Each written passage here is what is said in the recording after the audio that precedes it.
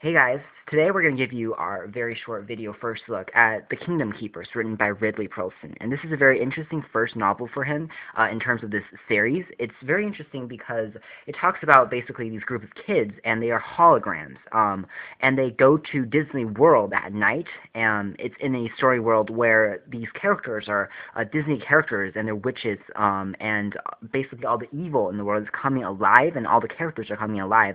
Not just the good, but the bad. And these characters feed off of fear and feed off of belief. They're coming alive and they're destroying the park and doing all kinds of these different things. So it's kind of like a dystopian twist. Now, at first I thought this was going to be a really cheesy novel, but in fact it had a real plot. It kept me really intrigued because I thought it was interesting, because everyone likes Disney World, and it's a very interesting park. It's a very interesting storyline behind it. But as I started reading, I realized this is a real deal. This is actually a real thriller in itself. So basically, here's the summary that I wrote down when I was reading this. Finn opens his eyes and finds himself in the abandoned courtyard of Disney World's Magic Kingdom. He has no recollection of why he has gotten there, or, most importantly, how. But a mysterious old man tells him to find the other four and save the park from the evil overtakers, or the characters that feed off of people's beliefs and are coming alive.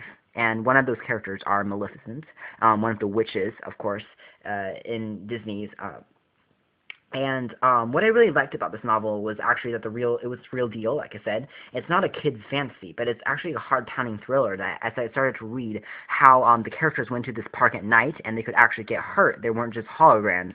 And it talked about how they go on these rides and these things were coming, the creatures were coming into real life.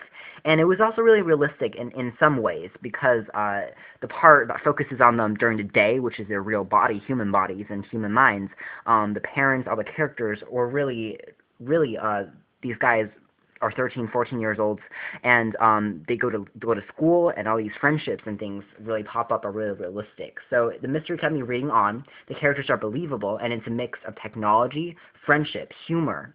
Some parts are really humorous, as well as horror.